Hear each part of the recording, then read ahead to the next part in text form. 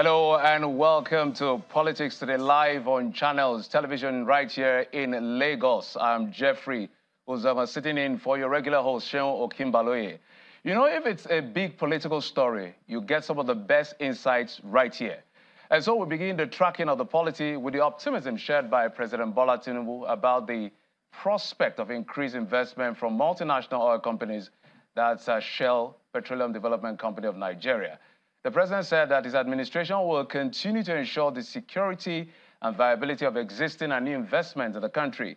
The president will receive the management of SPDC at the State House, led by its Global Integrated Gas and Upstream Director, Ms. Zoe Yunovich, said the country is prepared to support all forms of investment. On our part, Ms. Yunovich says the company is committed to development of the gas value chain in the country, including a commitment of $1 billion over the next 5 to 10 years.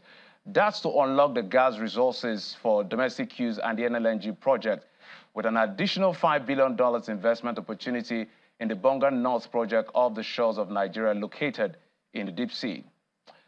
Now to other stories. Eventually, the group CEO of the Nigerian National Petroleum Company Limited, Mr. Mele Kyari, has appeared before the Joint Committee on Appropriations of the National Assembly, and that's 48 hours after it was being summoned by the Senate.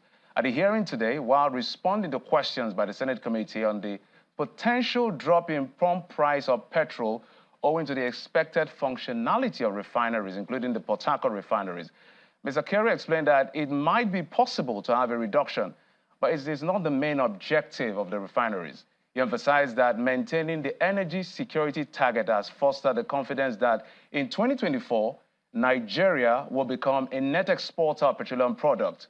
Mr. Kyari affirms that no subsidy is charged to the Federation, explaining how the NNPC has contributed 4.45 trillion naira as direct revenue into the Federation in a combination of taxes, royalties, and dividends, and paid 406 billion naira as dividend to the federal government account from July this year.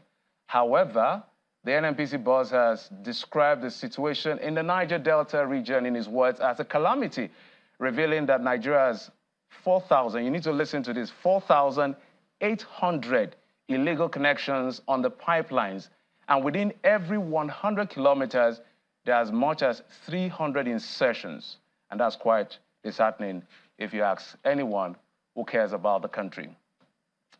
Let's leave the nation's capital to subnational, where the verdict from the National Judicial Council is in, and it has directed the Osun State government to revert to status quo after declining the request of Governor Ademola Adeleke requesting his permission to swear in next most senior judge in the state in acting capacity, following allegations leveled against the Chief Judge Justice Adepele Ojo and the resolution of the State Assembly to suspend him. They insist that Justice Ojo is still the recognized Chief Judge of Osun State.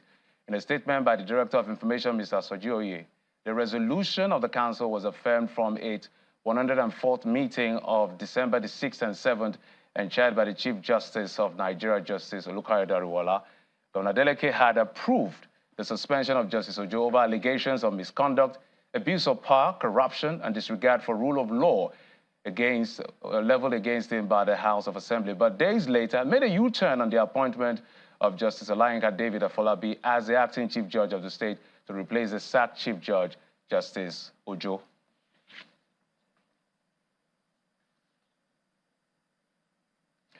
There's a lot to discuss on the show today. There's a lot to discuss on the show in the particular states of the Federation. But before we dive into that conversation, and before I introduce my guest, let's bring you your political roundup stories.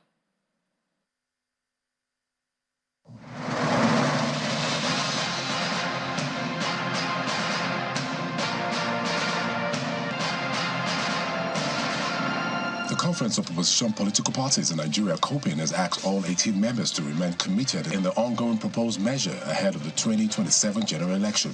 They say their focus is to stop the ruling All Progressives Congress, APC, from converting Nigeria into a one-party state. The group made the appeal at the pre-inauguration media conference in Abuja ahead of the inauguration in 2024. This is the first meeting of the Conference of Opposition Political Parties with representatives of all the 18 parties in attendance. Just on Thursday, 7 opposition some political parties in Nigeria formed an alliance aimed at monitoring the federal government policies, particularly in the implementation of the 2024 budget proposed by President Bola Tinubu. The Social Democratic Party candidate in Kogi governorship election, Noritala Jaka, has raised an alarm over an alleged received credible intelligence about the concluded plan of the government of Kogi State to incite crisis in the state on Saturday 9th December and Sunday 10th December, ostensibly in his name. Mr. Jaka explained that some known figures in the state are working to taint its reputation with high crime, get him implicated, arrested, and tried for crimes of gross proportions. He, however, pledges not to conduct himself in a manner that would undermine the security, peaceful coexistence, and the sovereignty of Nigeria. There have been protests calling for the removal of the FCT minister and others that are commending the style of governance in the seat of power. The latest protest is coming from some youth under the aegis of the Concerned Nigerian Youth, who have thrown their weight behind the FCT minister, Nyesom Wike, for what they described as exceptional leadership, urging the continuation of his reforms. The leader of the group, Mohammed Babatunde, highlights some of the historical challenges he claims the minister has dealt with, emphasizing the need for steadfast leadership in addressing issues as corruption and nepotism. They declared their total support for Mr. Wike, urging him to stay focused on reforming the Federal Capital Territory. Vice President Kashim Shettima has inaugurated the National Council on Privatization. The council is chaired by the Vice President himself.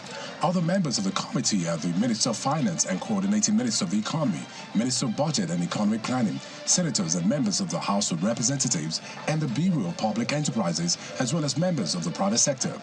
The mandate of the NCP include commercialization, privatization, and optimization of government investment, and to implement the strategy of increasing the value that the federal government gets from its investment. The council is to also oversee the outright sales of some assets of the government.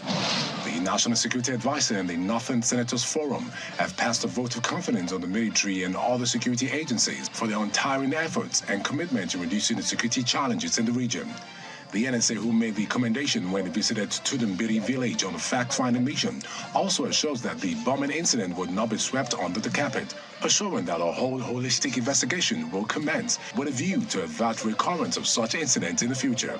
He commended Governor Obasani for his display of maturity and leadership in the way he has handled the unfortunate incident, particularly in providing relief materials and other logistics to the victims. The Northern Senators, led by Senator Abdul Ningi, also visited Governor Sani to condole with him over the bombing incident. The senators, while expressing grief over the incident, also commended security agencies for the success recorded in the war against terrorism and banditry in the northwest and north-central geopolitical zones, while also appealing to Nigerians to drop their emotions and sentiments over the incident and allow the government to thoroughly investigate the incident with a view to avert recurrence in the future.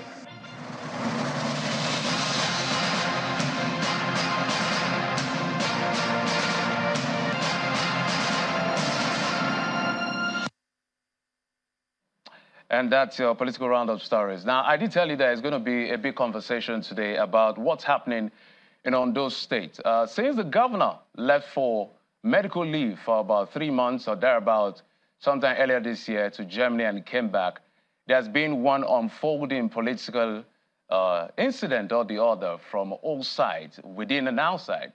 In fact, some point, as you're familiar with it, it involved the deputy governor. The president had to intervene.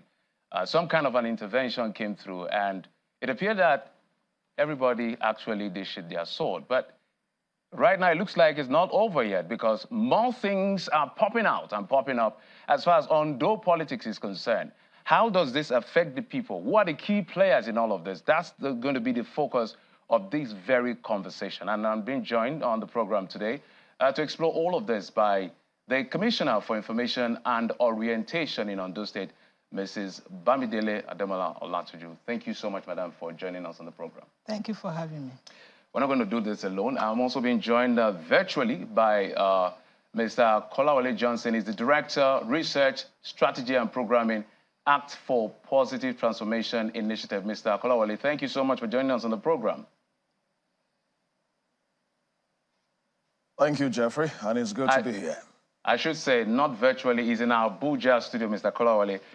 So let's start with you, Honorable Commissioner. Let's start with the very basics.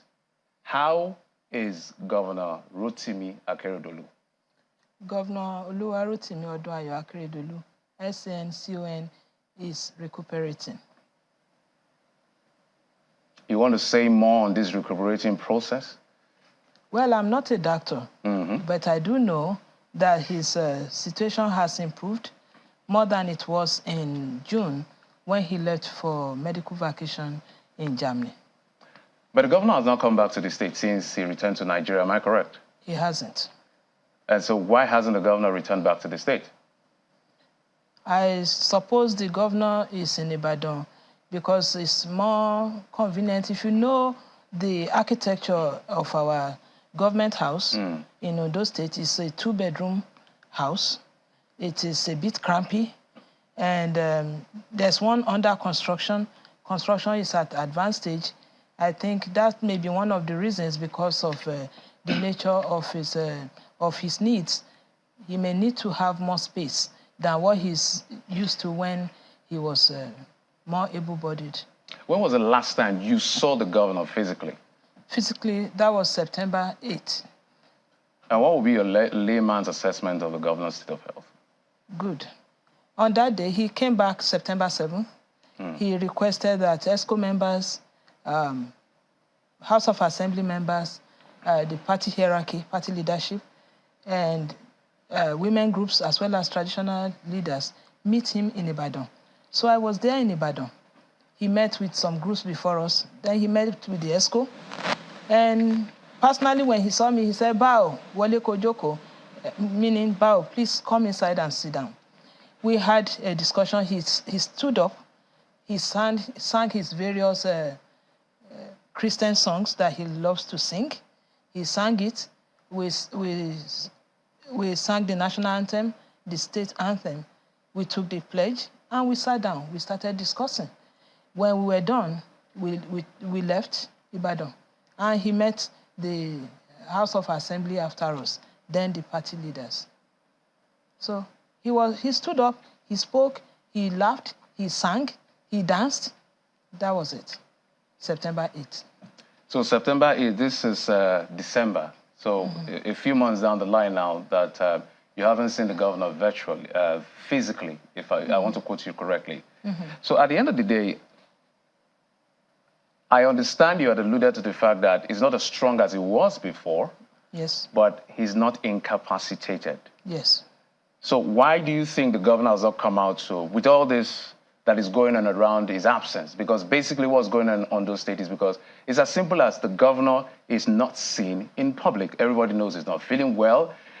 There's an argument, depending on who you're listening to, whether he has the capacity to carry out his duties or he doesn't have the capacity.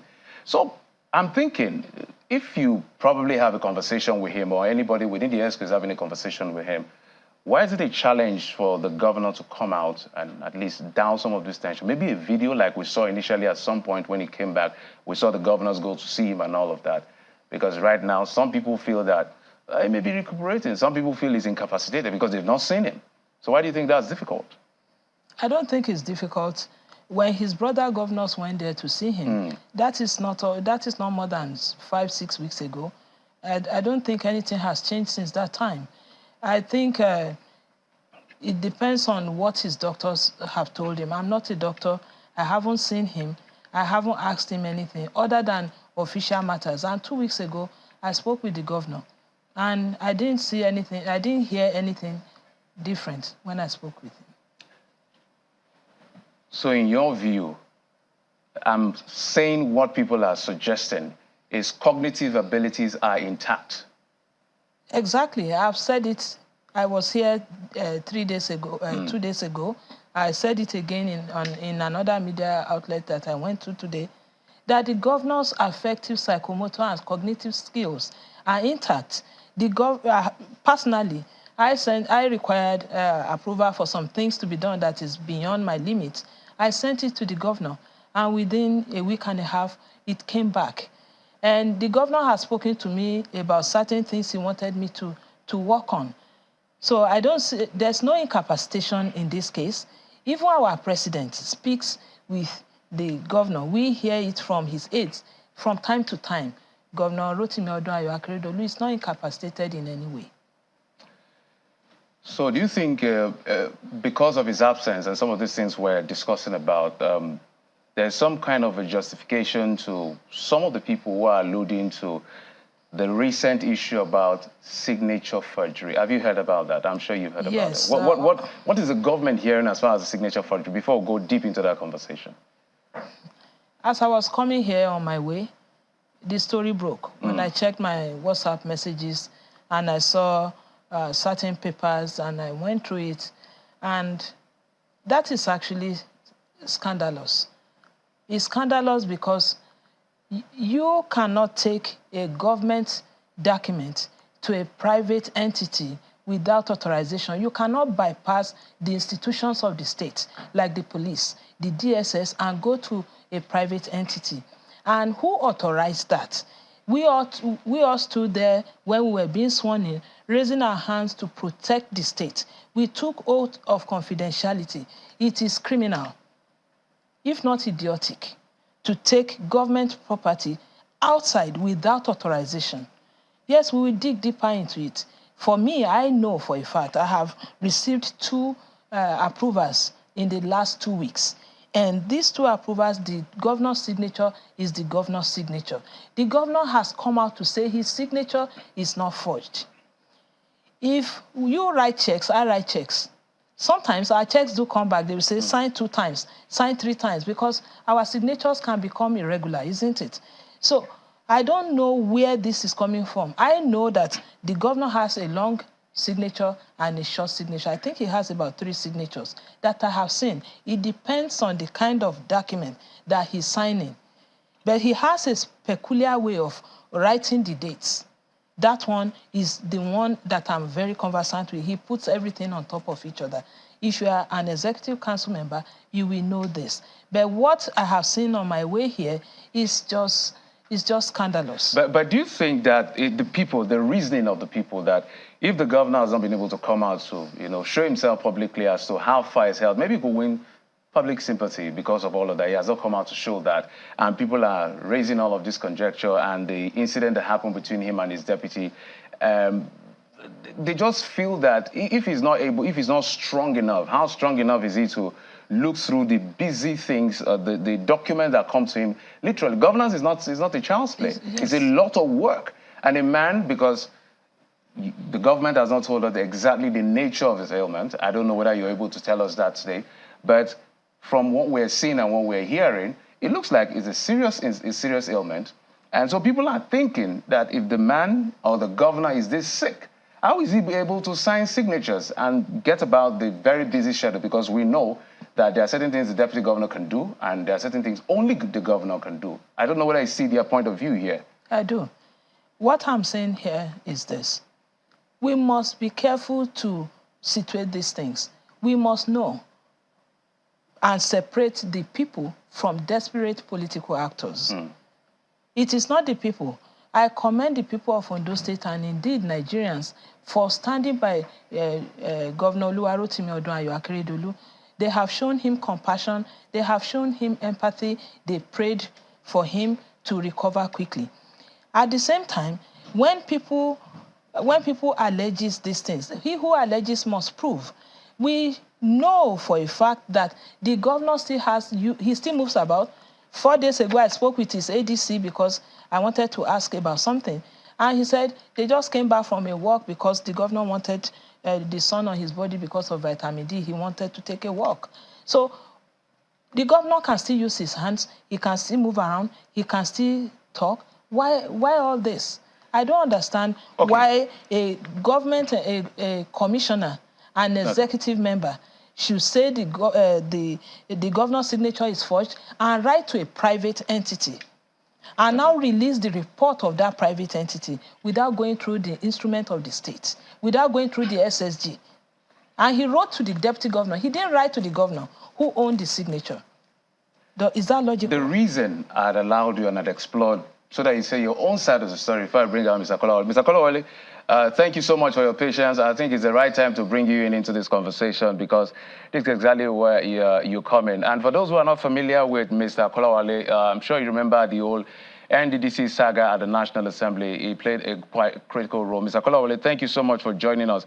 I know that the document we've seen so far has a lot to do with petitions that has been written to the DSS, the EFCC, the NSA about the alleged forgery of the governor's signature by certain persons in government, which is considered illegal. But this is still an allegation. I want you to walk us through what your organization and yourself have done so far in ascertaining what exactly is going on as to approvals purportedly emanating from the governor, according to you, in terms of its signature. What do you know? What are the specifics? I want specifics this time. What have you learned so far since you carried out this forensic investigation? Jeffrey, I think the very first thing I would say that I've learned thus far is the fact that I see a lot of political game ongoing, and unfortunately, I'm no longer joyful that I'm even part of this, and I'll tell you why. That document you see outside has been with us since Wednesday, but we refused to release. We planned a press conference for Sunday. Even when you approached us and you said you heard that we've done this and that and requesting for documents, we did not release to your station. We said, please wait till Sunday or Monday. We had this planned out only for us to see this outside. So it appears some people are only interested in, in sensationalism and their political game. But let me just stay with what we know and what we've done thus far. We wouldn't have even come into the picture if the story of malfeasance did not become a public knowledge. We didn't even start with that document itself. That is what they don't even know, generally. Jeffrey, all of these are documents of the state. All of this, documents of the state. So they only have one and they are jumping. It's sad that they are playing politics with such a very important matter. Sometimes in November, early November, we started digging into this. A report came out that the state claimed to have spent some billions of naira on contingency. We became curious. So our work started. And we got to know that, of course, that can be true. And that led us into digging further. And the findings are quite shocking anyway. So we took some document for forensic analysis, first outside the country. But coming back, we needed local actors to also confirm, without sharing with them the result of what we had. And that was done first. But we knew that it is possible for them to deny that the document did not emanate from them. So luckily, we were able to get the one that the commissioner could own up to. And that again was passed through the process. Of course, it fell flat. And we were looking for the best way to drive this without driving the state into many dramas. We felt right to the security agencies. And we had a plan in place that as soon as these documents are released, that these agencies involved would have also run their own independent forensic analysis to ascertain our claims. And as soon as they find that it is true, they can go ahead to arrest the individuals, because this is criminality at the height of it. The signature of a sitting governor being forged. You don't even know the extent they had gone. I mean, they might have gone. Perhaps they have even sold the entire future of the state in the name of the governor, knowing well that, one, the man may not be strong enough to defend himself before the law. So our own intervention was to ensure that we stop this malfeasance in the state and ensure that we protect the integrity of the state. And of course, we are not cowards not to own up to what we have done. See, I'm a full-blooded Ondo. Cowardice is not part of our attribute. There are some things I was planning to do tonight on your program. But of course, I'm not even set to do that again.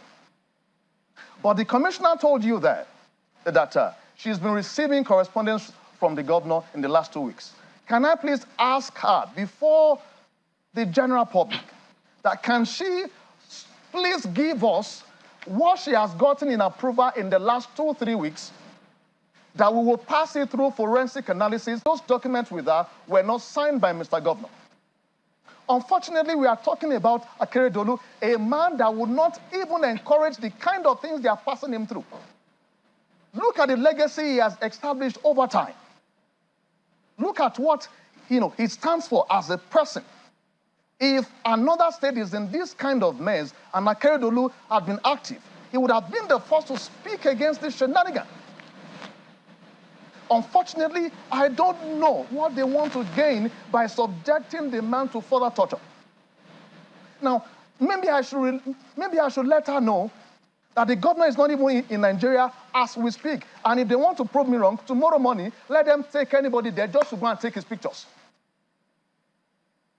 So, subjecting the state to all of this, for what? They can play their politics, but they shouldn't go to this extent of defrauding the state. May I let you know that some of the things we had implemented, that we have the document of, implants, they even want to go through the House of Assembly to go get the approvals through the back door. But like you know us, of course, we'll throw debate. Once they accept and they come out to deny, then, of course, documents will come out. So I'm not even ready to release so much tonight. I want them to make more mistakes so that on record, we can hold them accountable when the time comes. But I can tell you of a truth, that we got documents and we ran them through forensic examination. We have the forensics, chart. We have the chart. We didn't just do, analysis in one place. All confirmed in different places. And by the way, the two signatures of the governor has 2 signatures. We know, not 3. And we have run them through the forensic examination. And they came back. We have the result. It is only one result that they have in the public space. And just to let you know that, of course, it wasn't just a spot the difference. They used machines, videos, to get the fact out. And the report we got in different places matched. They are the same. And so I want to put out to the commissioner there seated that the documents she claimed that she had gotten signed by the governor in the last 2 weeks should please be released to us to also pass them through forensic examination if she is actually true to herself for what she has said. This is a state that is not known for what they are passing the state through today. Jeffrey, if what we have is released, I'm sure she won't even be there, seated, claiming that the governor has been fine all along. It's a pity that, the kind of man that we have, that we should be giving the entire compassion, they are even taking the compassion away from the man in the public space because of all of this. So, Jeffrey, let me wait and allow them to please talk more before, of course, we fire document out. We didn't just, just start this. Unfortunately, the kind of things I saw in the public space today, I'm angry. And I'm even thinking that do we have to release all of this, they are state documents. Maybe at the right time, if we find the module again. So, Mr. Kolawole, if I may button, Mr. Kolawole. But I've told you what we have done thus far. If I may, but the yes. Document you say you have in your possession right there in our Abuja studio, they're all the documents you subjected to forensic investigation, and you've ascertained that the signature of the governor is forged. Is that what you're saying? Let me stay with the one that is in the public space. What you saw in the public space, we have passed them through, we sent them for forensic examinations, and they came back flat. And what you saw is just the report. The charts themselves, they are with us. And we have all of the charts that identify the dissimilarities in what the governor had signed before and what you have now, purportedly signed by the governor. Let me stay with that. He said a lot, and he has even thrown a challenge to you. I don't know whether you're going to take that challenge. He said clearly, I know you had mentioned that you know about 3 of the governor's signature in your remark, and he said the governor has just about 2 that they are aware of. So are you willing to present your own document? Because, as you said, you may not be an expert in handwriting and all of that. If I ask you, how do you know he's the governor? Probably you tell me because I've been with him for a while. So forensic audit or forensic analysis will be able to clear the doubt. So are you ready to present the documents you receive as correspondence from the governor that is forwarded to him to them to authenticate whether it's the governor's signature or not? First of all, I would like to say forgery is a felony. It's not a misdemeanor. It's a high-level criminal offense. Whoever is involved in forgery should be prosecuted. And if found guilty, he or she should face the law. What I do not take is for Mr. Kolawole to be pointing to me as if I have forged a signature. I have not forged any signature. For me, the two documents that I received, based on, when the governor signs in a file, you have the benefit of prior signatures that you can compare with. What I have on my desk now is exactly, it looks like what was signed for me around this time last year. Having said that, the secretary to the state government is there. She's in charge of cabinet, and there are procedures for getting government documents. I will not leak government documents, or I will not give it directly to Mr. Kolawole. If Mr. Kolawole wants to see additional signatures, he knows what to do. He can go through the normal process. But you're aware is this petition the DSS, EFCC, and the NSA. Are you aware of that? No, I'm not aware. I'm just hearing it from him right here. I'm not aware. So if he's done that and they come for any document in my possession through the known institution of the state, of course, through the process, I will let them see it. Mr. Kolawole, let me come back to you for a minute, if you don't mind. I saw some of the things you're talking about. Are there specific people you would like to maybe mention that you are alleging that are responsible for some of these acts? Is it that all of the commissioners or some of the commissioners, or who are these state actors or state executive or members of cabinet that you have in your possession that are responsible for this allegation that you're talking about? Well, I don't think it is even in my place to mention any name. However,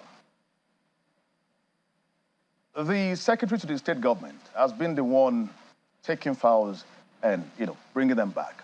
From our investigation, it will be good for her, just like the commissioner mentioned, of course, to be subjected to questioning. 1. 2.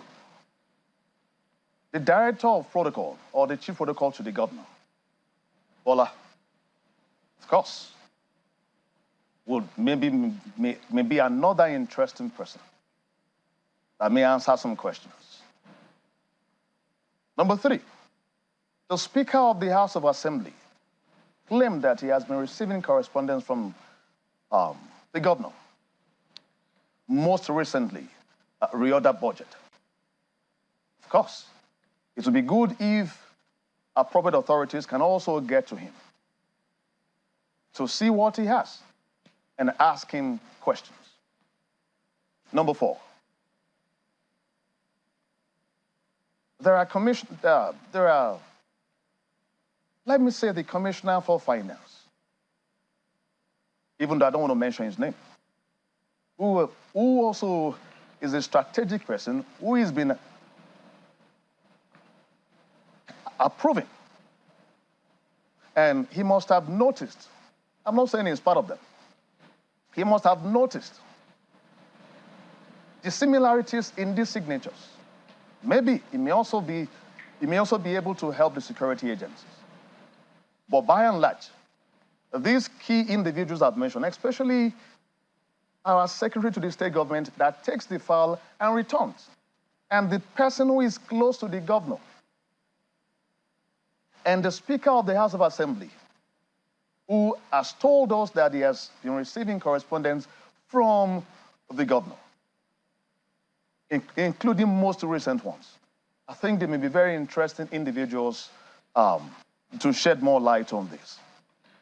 All right, Mr. Kolawole, we're going to go on a short break. I'm going to come back to you, Mr. Kolawole, as well as the Honorable Commissioner. When we come back after this break, I'll be delving into more questions, especially As far as these signatures are concerned, some may have to do with money, others may have to do with things that don't involve money, that has to do with other approvals. We'll find out exactly if it has to do with money, how much is involved. We can find out answer from Mr. Kolawole, as well as some question for the Commissioner of Information. You're still right here on Channels Television, and this is from the Politics Today. We'll take this short break. We'll be right back.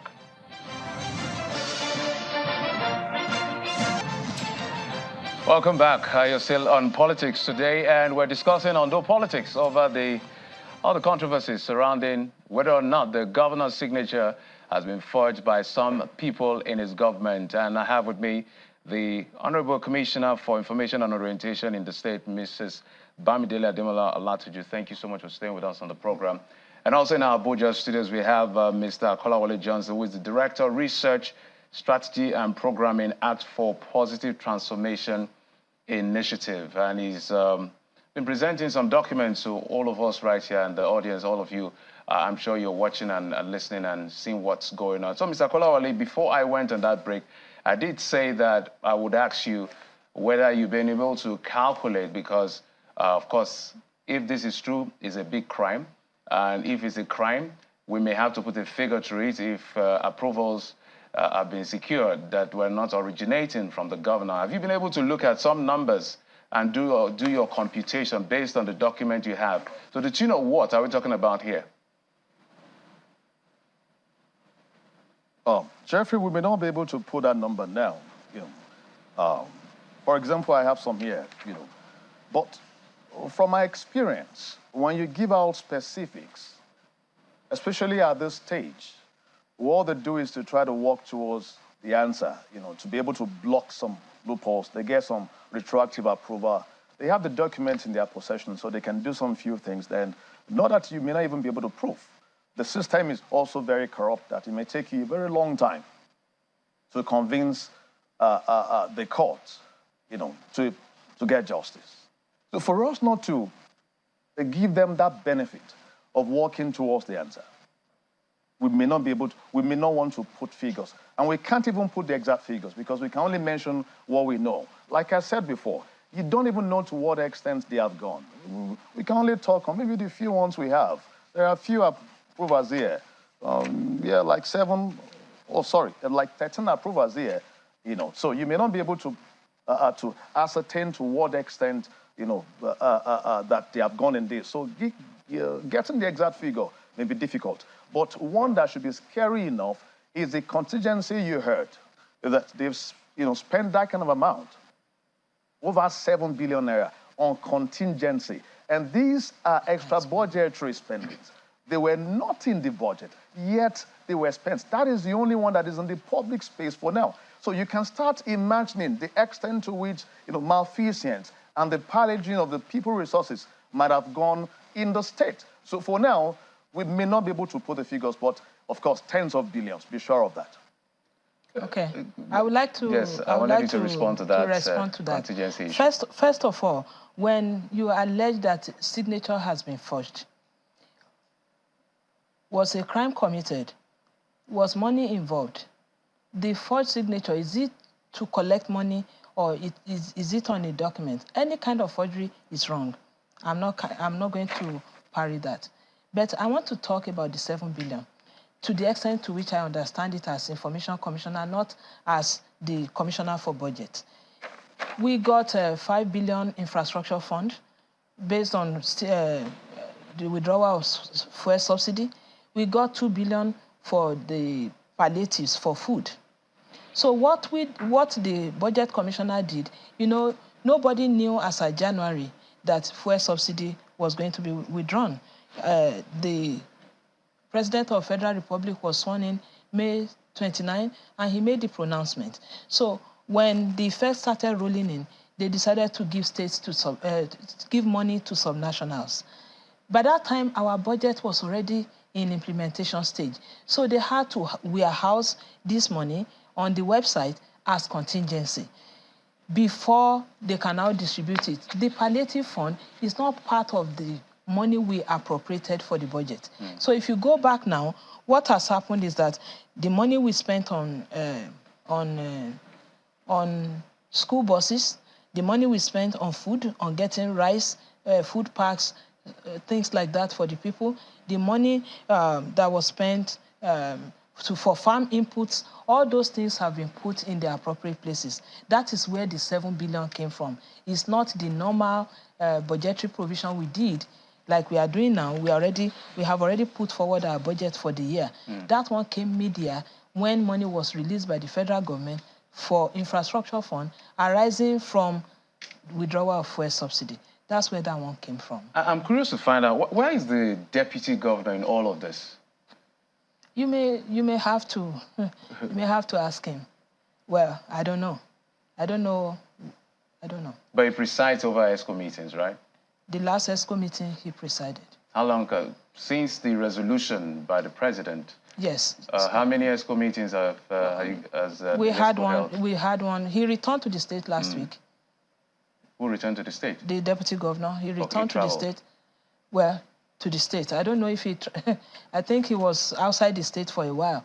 But he returned to the state last week, and he presided over ESCO on Thursday. Don't you think all of this is affecting the general pulse of governance in the state to be able to make significant progress? All this charade going on, all this noise, of course, it's distracting. I wouldn't say anything less. It's very distracting.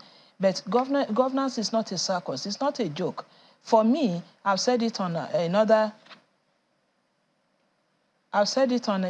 media today that what the governor is not doing, for me, the approvals I got is the same signature. Well, we see how that plays out, how what Mr. Kolawole is doing plays out. But for me, governance is going. We are working on infrastructure.